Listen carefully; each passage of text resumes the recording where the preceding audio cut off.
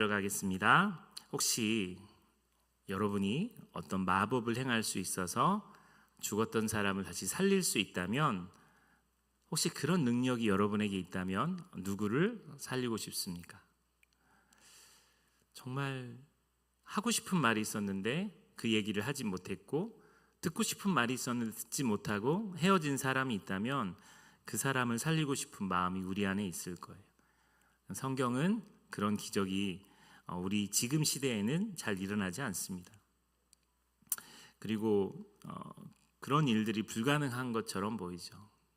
오늘 본문 속에 등장하는 한 여성이 있어요. 처녀 때 되게 예뻤을 거예요. 여러분들처럼 아름다웠을 거예요. 한 남자를 만났어요. 그리고는 사랑하기 시작합니다. 그리고 그 집에 아들이 태어납니다. 그래서 그 집은 너무 행복하고 좋은 분위기에서 시작을 해요. 그런데 어느 날 남편이 무슨 이유인지 모르지만 죽게 됩니다. 유대인들 시대에는 과부라고 하면, 돌싱이라고 하면 굉장히 괴로운 일들이 많았어요. 유산을 상속받을 수도 없었고요. 여성이 어떤 것을 대표해서 하기도 되게 어려웠습니다.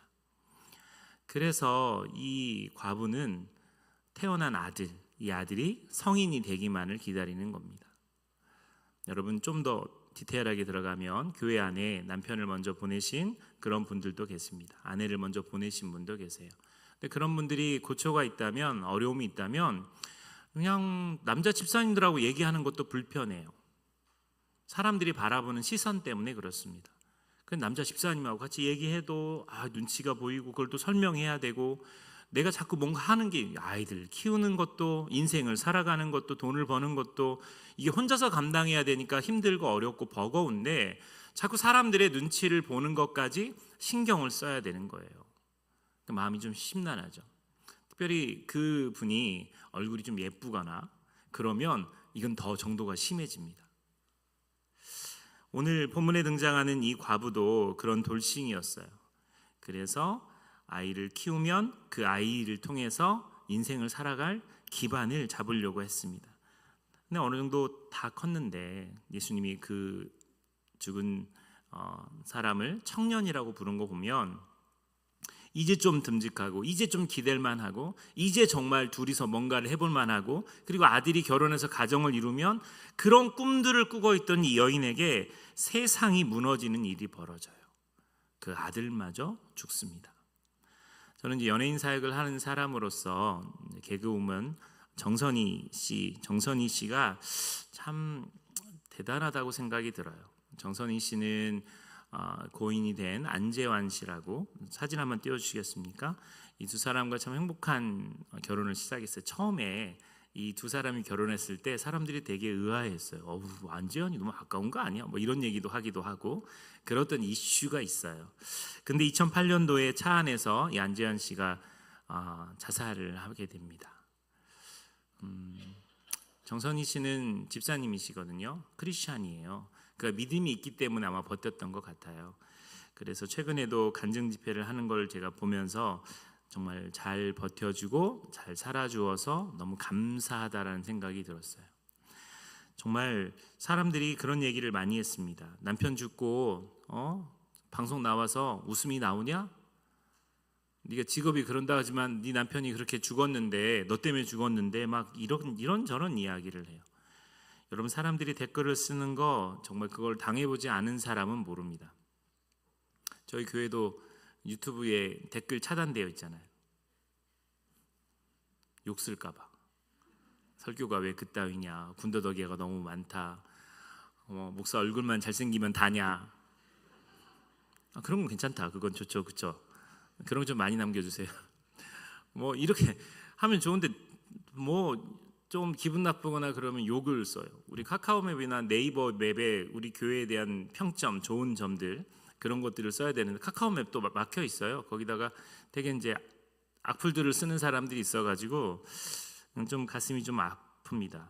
저는 처음에 미제이라고 하는 단체를 맡게 됐을 때, 연예인 사역단체를 맡게 됐을 때, 이성미 집사님이 하시는 온누리교회 하는 연합 모임에, 거기는 유명한 사람들 많거든요. 제가 소녀시대를 좋아했어요. 그러니까 소녀시대 자매, 누군지 몰라요? 좀 TV 좀 보세요. 그 멤버들도 그 교회에 있었어요. 그 교회에. 그래서 저보고 이 온누리교회를 갈 건지 아니면 좀 무명인 친구들이 있는 미제이에 갈 건지를 결정하라고 저한테 이야기를 했죠. 제가 그때 가난한 친구들을 선택했어요. 지금 생각해도 잘한 것 같고 다시 결정하라 그래도 전 그쪽으로 결정을 할 것 같아요. 그런데 이렇게 어려운 친구들, 어려운 사람들을 어려울 때 돌봐주는 건 매우 중요하다고 생각이 듭니다.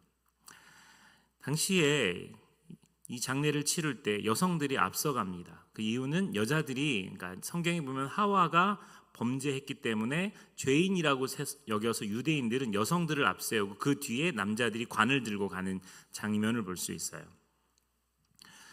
여러분 진짜 너무너무 끔찍한 일들을 경험합니다. 세상이 무너졌죠. 눈물도 바닥이 났을 거예요. 수분이란 수분은 다 빠졌어요. 그냥 뭐하고 살아야 될지가 멍한 겁니다. 이 상황이 믿어지지가 않는 이 어머니 과부가 거기를 토벅토벅 갈 때 그 장례에 동참한 사람들도 수근거리는 소리가 있었을 겁니다. 저 여자가 무슨 잘못을 했길래 남자 둘을 잡아먹었지. 요한복음 9장 1절부터 3절에 보면 예수님의 제자들이 예수님께 이렇게 질문합니다. 랍비여, 예수여, 이 사람이 맹인으로 난 것이 누구의 죄로 인함이니까? 그 사람 본인입니까? 아니면 그의 부모입니까? 이 질문을 던지는 제자들이 악해서가 아니고 당시에 있는 사람들의 머릿속에는 재앙이 왔거나 죽음이 왔거나 병이 왔거나 여러 가지 재난들이 그에게 오면 무슨 죄 때문에 그런 일이 벌어졌다라고 그렇게 믿었습니다. 그래서 무례하게 그것을 사람들이 꺼내기도 하고 꺼내지 않기도 하지만, 그럼 제가 예전에 신방 갔는데 어떤 권사님 한 분하고 같이 갔었는데 분 아파가지고 누워 계신데 막 들어가자마자 제일 처음 너 새벽기도 안 나왔지? 네가 새벽기도 안 나오니까 하나님이 너한테 벌 주신 거, 이 이야기를 하는 거예요. 그래서 참 제자 훈련을 하려고 하는 이유가 뭐냐면 제도적 교회에서 우리는 모르게 우리가 실수하는 게 있어요. 교회 문화에 익숙해서 우리는 그걸 잘 모르고 그냥 실수하는 게 많습니다. 우리 권사님, 장로님들 세상이 빨리 변했죠. 키오스트 같은 거 앞에 딱 쓰면 이거 뭐 눌러야 될지를 몰라요. 그냥 돈 내고 받고 그냥 말하면 되는데 이걸 뭘 눌러야 돼요. 저 같은 경우도 그런 걸 잘 다루는데도 뭘 정립하시겠습니까? 그럼 어디 눌러야 될지도 모르겠고 헷갈리는 경우가 많아요. 여러분 스마트폰도 너무 많이 발달됐어요. 저희 어머니 아버지가 자꾸 서로 전화하고 전화를 안 끊으세요. 전화를 하면 계속 두 분이 통화한 걸로 나와요. 그러면 서점 전화로 하든지 시골 집으로 전화해서 어머니 아버지 핸드폰 좀 보세요. 그러면 왜 하고 딱 보면 이거 누구하고 통화하고 있네요. 그러면서 이제 전화를 끊으시죠. 그러니까 지금 시대가 너무 빨리 지나가니까 지금 우리가 살아가는 시대가 속도가 어마어마한 겁니다. 여러분 어렸을 때 살았던 연탄불 갈고 뭐 이런 골로에다가 해가지고 그 밥 해먹고 이런 시대에서 지금은 배달의 민족 시키면은 뭐 요리가 척척 와요. 저는 정말 우리나라가 너무 살기 좋은 게 쿠팡, 이렇게 말하면 삐팡, 거기를 통해서 진짜 뭐 그냥 핸드폰으로 뭘 딱 누르면 새벽 배송으로 오잖아요. 정말 좋은 곳이에요. 저는 남부 전원교회가 시골에 있기 때문에 이게 빠른 배송이 안 될 줄 알았어요. 할렐루야! 우리도 빠른 배송이 됩니다. 프레스 배송은 안 돼요. 이렇게 신선한 제품 이건 안 와요. 여러분들이 기도해서 그것까지 오도록 어쨌든 그렇게 세상이 빨리 변하고 있는데 우리가 속도를 못 따라가니까 제도적 교회 안에 있는 권사님, 장로님들 우리는 원래 우리가 갔던 습성대로 말하는 성품이 있습니다. 제 친한 친구 중에 자녀가 3명인데 첫째 아이가 발달 장애를 겪고 있어요. 이 아이는 공공장소에서 떼를 쓰기도 하고 소리를 지르기도 합니다. 교회 와서도 그래요. 그런데 이 친구가 제일 힘들었던 건 자기 아이가 장애를 가졌다는 게 아니에요. 나는 우리 이 아이를 위해서 이 아이가 아빠, 엄마 이 말을 또렷이 하지도 못해도 자기 자식이고 사랑하는 아이니까 여행을 다니기도 하고 사회생활 적응시키려고 계속 힘들게 다니기도 하고 그런 과정들을 겪습니다. 막 그냥 쇼핑센터에서 막 울고불고 난리가 나는데 어떻게 말릴 방법이 없어요. 얘가 그치는 것과 밖에. 그리고 서 있으면 사람들이 수근거리고 그래요. 근데 교회 안에도 그런 문화가 있어요. 그냥 딱 들어오면 친절하기 위해서, 관심을 갖기 위해서 하는 말인데 그것이 도리어 상처를 줄 때가 많아요. 얘 왜 그래요? 진짜 호기심 가득한 눈으로 얘 왜 그래요? 어디 아파요? 이런 말 한마디. 차라리 침묵하고 아이고 고생이 많네, 아이고 수고가 많네, 아니면 잘 모르겠으면 교육자들한테 저 집은 왜 그런지 살짝 물어보고 상황을 이해하고 그렇게 다가가면 좋은데 그렇게 못할 때가 많아요. 이게 무례함입니다. 여러분 미국 여행 자주 가시죠? 자주 가시죠? 빌딩도 많으시고 미국 여행도 많이 가시죠? 제가 처음에 미국 여행 갔을 때 주의사항이 있었어요. 뭐냐면 너무 자세히 외국 사람들을 쳐다보지 말고 조금 무심한 듯 지나쳐라, 이거였어요. 오 금발 오 이런. 우리 한국 사람들은 정이 많기 때문에 그 애들 꼬맹이들 예쁘잖아요. 막 그냥 영어로도 안 하고 오 예쁘다 이거 얘 꽃이요? 막 이런 거 진짜 지금은 절대 그렇게 하면 안 돼요. 근데 그렇게 해요. 그래서 여기 나온 대로 무례하게 사생활을 침해하는 행동은 불쾌감을 줄 수 있고 법적인 문제로 이어질 수 있어요. 이 문화가 이 대한민국에 지금 들어왔어요. 이미 들어와 있어요. 특히 관광지에서 지나치게 사람들을 쳐다보거나 주목하는 것은 불편함을 줄 수 있다. 특히 다른 사람들의 문화를 존중하고 그들의 사생활을 방해하지 않도록 해야 한다. 사실 여러분 이야기가 아니라 제 이야기도, 제가 노량진에서 있는데 젊은 애들이, 남자 여자애들이 길거리에서 키스를 하는 거예요. 그래서 제가 쳐다봤어요. 제가 그런 장면 처음 봤거든요. 드라마나 영화에서 봤는데 길거리에서 그렇게 하는 건 내가 처음 봤어요. 그래가지고 우와 미국도 아니고 우와 쳐다보고 있는데 우리 둘째 아이 윤서가 아빠 뽀뽀, 아빠 뽀뽀 이래가지고 그래서 얼른 데리고 피했는데, 지금은 그러든지 말든지 신경 쓰면 안 되는 시대가 됐어요. 참견하면 안 되는 시대가 됐어요. 또 불편한 질문도 피해야 돼요. 처음 만난 사람들에게 너무 개인적인 질문을 하거나 관심을 지나치게 갖는 것도 상대방에게 부담을 줍니다. 제자 훈련을 통해서 제가 그거 하나둘씩 가르쳐 드릴 거예요. 그런데 예수님은 그보다 더 큰 무례함을 범했어요. 나인성 과부의 아들이 죽어서 그 시신이 성 밖으로 나가는데 그 장례 행렬을 막은 겁니다. 그림 한번 띄워주시겠습니까? 여러분 그 누구도 장례식 행진을 멈출 수 없어요. 우리나라 사람들도 영구차가 뒤에 있으면 비켜줍니다. 왜냐하면 빨리 가도록 해줘요. 그런데 예수님은 그들을 막았습니다. 그들을 막았어요. 이건 되게 무례한 겁니다. 저쪽에서 죽음의 장례식 행렬이 오고 이쪽에서는 예수님의 제자들이 같이 서 있는데 예수님이 그 장례식을 걸음을 멈추게 한 겁니다. 성경에 보면 죽은 자를 살리신 경우가 3번 있습니다. 예수님이 3명의 죽은 자를 살리셨어요. 마태복음 5장에 나오는 회당장 야이로의 딸을 살리셨고 우리가 잘 아는 나사로를 살리셨습니다. 그리고 오늘 본문에 나오는 나인성 과부의 아들을 살리셨어요. 남편 죽었죠. 겨우 아들을 의지하고 살아가는데 그 아들마저 이제 죽었죠. 세상에 소망이 없이 이렇게 터벅터벅 갑니다. 여러분 부모를 잃은 자식이 부모가 없으면 뭐라고 부르죠? 고아라고 불러요. 아내를 먼저 보내면 상처 입었다고 이야기합니다. 근데 남편을 먼저 보내면 과부라고 부르는데 희한한 건 자식을 먼저 보낸 부모를 칭하는 단어는 없어요. 그래서 어떤 사람이 이렇게 설명합니다. 자식을 잃은 부모의 슬픔은 무엇과도 비견할 수 없는 고통이기 때문에 그 이름이 없다. 너무 비참하고 막막하고 살고 싶지 않고 진짜 이 아들은 살아나고 내가 차라리 죽었으면 좋겠다고 느끼는 그 상황에 흐느끼고 울고 있는데 예수님께서 이렇게 말씀하십니다. 울지 말라. 이 과부의 입장에서는 이분이 누군지 몰라요. 그래도 예수님 나이가 저보다 더 어린 나이예요. 30대 그 젊은 청년이 이 과부에게 울지 말라 이렇게 이야기하고 있는 겁니다. 여러분 장례를 치르다 보면 전 장례식을 많이 가서 장례를 많이 봤는데 가족끼리 종교가 달라서 불교식으로 장례를 치르는 경우도 있어요. 그러면 그냥 따라갑니다. 따라가서 저도 이제 장례에 동참해줘요. 마지막에 기도라도 한번 해주려고 그렇게 하는데 어떤 스님인데 다 그런 거 아닌데 그 스님은 못 울게 하는 거예요. 울지 마, 다 울지 마. 울지 마. 극락왕생했어.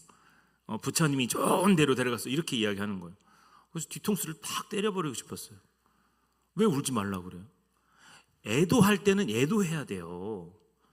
그 애도의 기간에 애도하지 않고요. 그리고 일상으로 돌아가잖아요. 갑자기 돌아가셨거나 갑자기 죽음을 맞이해서 이게 현실로 안 다가오면 멍합니다. 장례가 하루 이틀 지나도 멍해요. 울어야 되는데 눈물도 안 나와요. 이게 믿겨지지가 않으니까. 그리고 난 다음에 일상으로 돌아가면 어느 순간 갑자기 눈물이 쏟아져 나와요. 애도할 때 애도해야 돼요. 울 때 울어야 돼요. 여러분, 제가 아는 친구 목사님 사모님이 정성신실이라는 사모님인데 슬픔을 쓰는 일이라고 하는 책을 쓰셨어요. 제가 이 책을 평가하면서 이 책을 제가 봤어요. 근데 너무 책을 잘 쓰셨어요. 자기 엄마가 죽었는데 그 엄마의 죽음을 하루부터 그 다음에 매일매일 글로 써서 기록을 한 거예요. 여러분, 슬픔이 잘 이게 사라지지 않는 분들, 누군가가 죽고 난 다음에 그 죽음에서 벗어나기 힘든 분들은 이분의 책을 한번 읽어보면 죽음에 어떻게 내가 애도하고 이것을 어떻게 감정적으로 풀어야 하고 그리고 그것을 어떻게 하면 선한 것으로 바꿀 수 있을지를 그 책에서 힌트를 얻을 수 있어요. 근데 예수님이 울지 마라 라고 이야기했을 때는 그 이유가 아주 분명합니다. 왜요? 예수님이 왜 울지 말라 그랬을까요? 예수님이 왜 울지 말라 그랬을까요? 살릴 수 있으니까요. 예수님은 이 다음 장면을 아시는 거예요. 이 청년을 살릴 수 있다라는 것을 예수님이 아셨기 때문에 울지 말라고 하신 거예요. 우는 것에 의미가 없어요. 예수님도 나사로의 죽음 앞에서 우셨어요. 그것은 나사로 때문에 운 게 아니고 거기 있는 사람들 때문에 우셨어요. 근데 예수님은 지금 이 친구를 살리려고 오신 거예요. 이게 재밌는 사건이 뭐냐면 6장에 보면, 지금 우리 7장 읽었잖아요. 6장에 보면 백부장의 종을 치유하는 사건이 있습니다. 그것은 그 백부장이 간청을 해서 종의 병을 치유시킵니다. 나인성의 청년은 이미 죽은 사람이에요. 백부장의 종은 병을 치료해달라고 간청하고 요구했지만 나인성의 이 청년은 그런 아무런 요구도 간청도 간구도 없었어요. 그 예수님이 직접 살리신 거예요. 그 이유가 뭐냐면 7장 13절에 보면 같이 한번 읽어보실까요? 7장 13절 시작.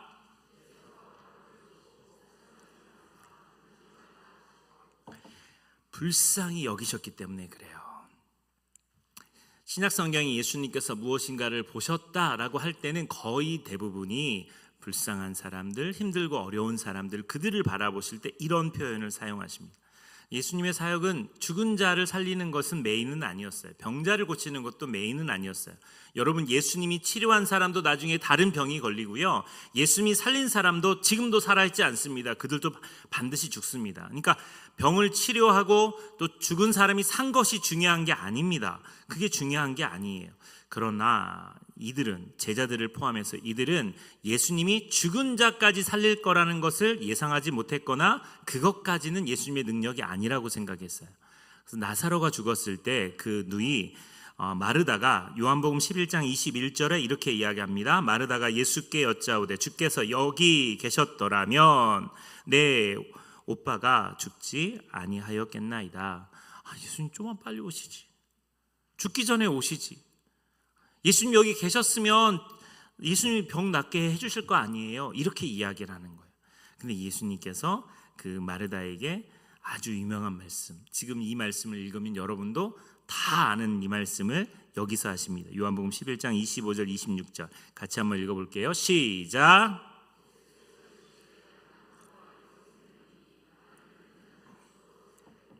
무릇 살아서 나를 믿는 자는 영원히 죽지 아니하리니 이것을 내가 믿는.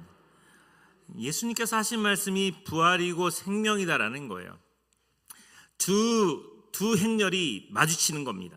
한쪽은 죽음의 행렬이 오고 한쪽은 생명의 주인 되신 예수님이 그 행렬과 정면으로 마주치는 거예요.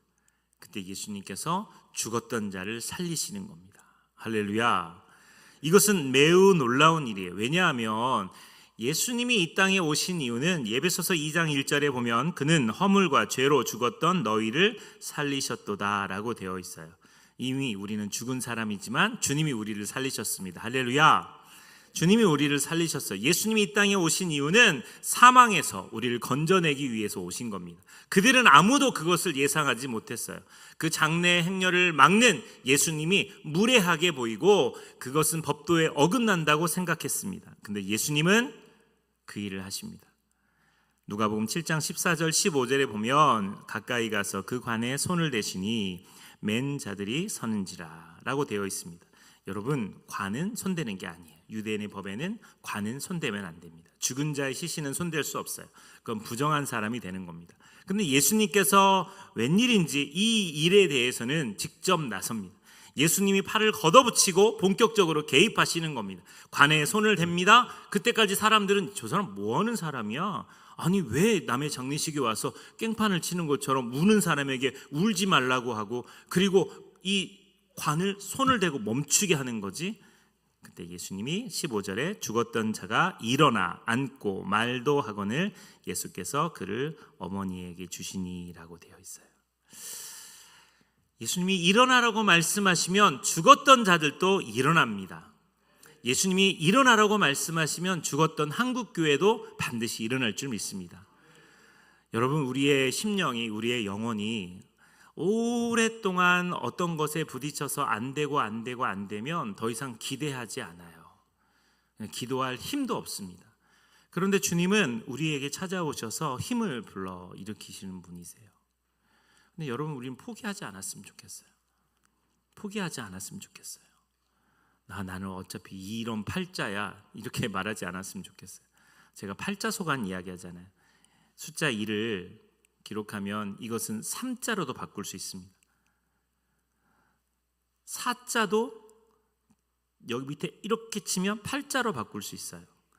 2자도 3자로 바꿀 수 있어요. 그런데 8자를 쓰면 이거는 어떤 수로도 바꾸기 어려워요. 사람에게 정해진 8자는 그냥 정해진 거다라고 하는, 여러분, 우리 예수 믿는 사람은 그렇지 않아요. 우리의 운명을 바꿀 수 있어요. 죽어버린 것 같은 내 삶에 하나님께서 개입하시면 놀라운 일이 벌어집니다. 나인성은 원래 이름의 뜻이 행복이고 기쁨이고 즐거움의 도시라는 이름을 담고 있어요. 그런데 그 성이 지금 슬픔에 가득 차 있는 겁니다. 그때 예수님이 나타나셔서 생명의 주인 되신 예수님이 다시 그 성을 기쁨으로 바꿔버리시는 거예요. 그 성은 지금 그 청년, 남편 잃고 자식 잃은 그 과부에 대한 슬픔으로 가득 차 있지만 예수님이 오셔서 잔칫날이, 완전 장례식 날이 잔칫날로 변화되는 놀라운 축복이 일어나게 된 겁니다. 우리 교회도 그랬으면 좋겠어요. 여러분, 다 일어났으면 좋겠어요. 지금 일어나는 얘기 아니에요. 다 일어났으면 좋겠어요.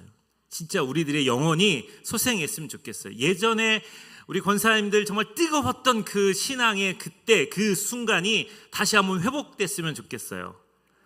반드시 그런 날이 올 줄 압니다. 한 자매 사진을 띄워주시죠. 예쁘게 생긴 자매인데 혹시 여러분 알라나 모르겠어요. 김세론이라는 배우입니다. 그 원빈이라고 하는 잘생긴 배우와 아저씨라고 하는 영화를 찍었죠. 혹시 여러분 이 영화 보셨어요? 감사해요, 여러분. 근데 이 친구가 청년인데 극단적인 선택을 했어요. 실수했죠. 음주운전을 했어요. 그게 걸렸고 드라마를 하차하게 되고 그리고 여러 가지 광고에서 유학금을 물게 되고 그러면서 이 청년이 살아갈 만한 힘을 잃어버렸습니다. 그리고는 극단적인 선택을 하게 됐어요. 사실 저는 남부전원교회에 왔지만 여전히 제 마음속에는 이런 연예인들, 이런 배우들, 이런 친구들을 돌보고 싶은 마음이 제 안에 더 많아요. 제가 아는 탈북자 꽃제비 출신의 김주찬 목사님이 계신데 그분이 저한테 심각하게 이야기하더라고요. 목사님, 제도적 교회가 너무 속상한 일이 많다고. 그분이 하는 얘기가 탈북민들이 한국에 와서 정착을 해요. 그들은 열심히 살아갑니다. 근데 한국 문화를 잘 모르잖아요. 사기를 당하기도 하고 또 여러 가지 안 좋은 일들을 당하기도 해요. 자살을 참 많이 해요.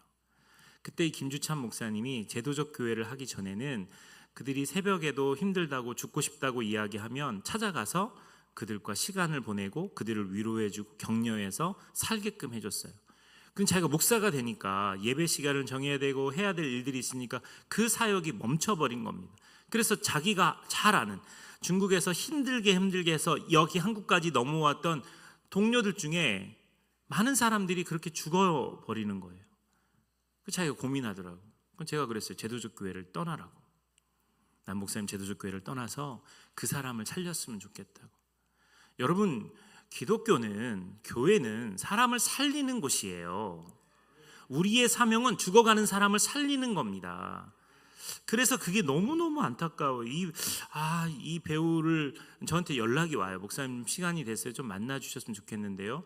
이런 사람인데 좀 도와주셨으면 좋겠어요. 이렇게 요청이 오는데 너무 바빠요. 그럼 여러분 도와주는 게 뭐예요? 대신방 신청 안 하는 거예요. 어쨌든 저는 대신방 한다 그랬고 여러분 신청을 안 하고 그러면 교회는 대신방 한 거잖아요. 제가 아까 손님이라고 한 것부터 이게 되게 이제 너무 죄송해요, 여러분. 여러분 다 이해하고 들으세요. 교회가 너무 바빠요. 목사들이 너무 바빠요. 그러니까 진짜 해야 될 일들을 못 합니다. 기존 교회의 교인들이 너무 바빠요. 그러니까 진짜 해야 될 일들을 하지 못하고 영혼을 살리지 못하는 거예요. 여기 앉아 계신 분들 중에 왜 제자 훈련 안 하세요? 나하고 상관없거든요. 그럼 내가 진짜 그리스도의 제자로 살고 하나님 나라를 위해서 살아야 되는데 관심이 없어요. 주일날 와서 예배 한번 드리고 그 다음에 일주일을 버텨가는 그 능력이에요, 여러분. 나도 그렇게 못해요. 새벽 기도를 일주일에 3번을 하고 설교를 금요 기도에도 인도하고 하는데도 이 땅에 살아갈 힘이 없어요. 근데 여러분들은 이 예배 1시간 드리고 살아가잖아요. 믿음이 어마어마한 분들이에요. 한 분 한 분씩 나와서 설교를 시키고 싶어요. 우리 그런 능력이 없어요. 그래서 우리가 훈련받는 거예요. 그래서 말씀으로 돌아가야 되는 거고 그 말씀으로 살아가고 난 다음에 예수님이 이 땅에 오신 이유처럼 사람을 살리는 일에 우리가 헌신하고 봉사해야 되는 거예요. 남부전원교회 괜히 왔나? 내가 조금이라도 이런 사람들을 돌봤어야 되지 않나? 이 마음이 들 때 성령께서 그러시더라고요. 여러분을 훈련시켜서 우리 같이 그런 일을 했으면 좋겠어요. 나는 어떤 연예인들 유명하고 안 유명 그 중요한 게 아니고요. 진짜 선한 영향력을 끼치는 사람을 위해서 우리가 기도해주고 그들을 돌봐주고 그들을 책임지는 것이 무진장 중요하다는 사실을 잊지 않았으면 좋겠습니다. 말씀을 읽겠습니다. 정말 예수님은 무례한 행동을 하셨지만 그 무례한 행동은 그들에겐 기적이었습니다. 처음에 그분이 하는 행동을 아무도 이해하지 못했어요. 왜 우는 사람 울지 말라 그래? 왜 장례 행진을 멈춰? 그런데 그 청년이 살아나는 순간 더 이상 장례식은 장례식이 아닌 거예요. 슬픔은 한 군데도 찾아볼 수 없습니다. 갑자기 희망이 생기고 기쁨이 넘치고 기적을 보는 거예요. 말씀이 그렇게 나와 있잖아요. 여기 있는 성도들이 거기 있는 사람들이 뭐라고 이야기해요? 그냥 제가 읽어드릴게요. 하나님께서 자기 백성을 돌보셨다. 예수님의 그 사건을 통해서 사람들이 하나님이 드디어 우리를 돌보셨다라고 이야기하는 거예요. 왜냐하면 그들은 수근거리든 비난하든 어떻든 장례식에 참여해서 슬픔에 동참하고 있던 사람들인데 그들에게 슬픔이 사라지는 순간 하나님이 그들을 돌보심이 정확하게 보이는 거예요. 지금도 많은 사람들은 천국이 없다고 말합니다. 지옥도 없다고 말해요. 그냥 지긋지긋한 이 세상 목숨 끊어버리면 끝난다고 생각합니다. 그런 사람이 너무 많아요. 분명하게 천국이 있고 지옥이 있고 예수 믿지 않으면 지옥 간다는 걸 우리가 알고 있지만 그들에겐 그게 진리가 아니에요. 제가 강도사 처음 인허를 받고 이제 교구를 맡았어요. 한 200명 정도 저희 교구가 제가 3교구였는데 근데 처음 장례를 치른 게 하필 자살자였습니다. 보람의 병원에서 연락이 왔어요. 그 여자 전도사님이 이제 저하고 파트너인 여자 전도사님이 목사님 아니 강도사님 그 권사님이 맨날 박스 줍고 다니는 가난하신 분인데 아들이 하나밖에 없는데 이 아들이 사기를 당했나 봐요. 도박하고. 그래서 그래서 라면에다가 농약을 뿌리고 수라고 해서 먹고 지금 속이 뒤집어진 상태에서 발견해서 병원에 와 있다는 거예요. 전 그때까지 그 사람이 죽을 거란 생각은 못했어요. 병원에 갔어요. 보람병원 가자마자 병실에 들어가자마자 제가 호통을 쳤어요. 어머니 아버지 살아계신데 무슨 짓이냐고. 젊은 사람이. 나중에 보니까 저하고 나이가 같아요. 그래서 뭐라 그랬어요. 계속 뭐라 그러는데 숨을 거칠게 쉬던 그 청년이 귀를 열어 제 이야기를 듣기 시작합니다. 사람이 죽어갈 때 마지막까지 살아있는 기관이 있는데 그게 청력이에요.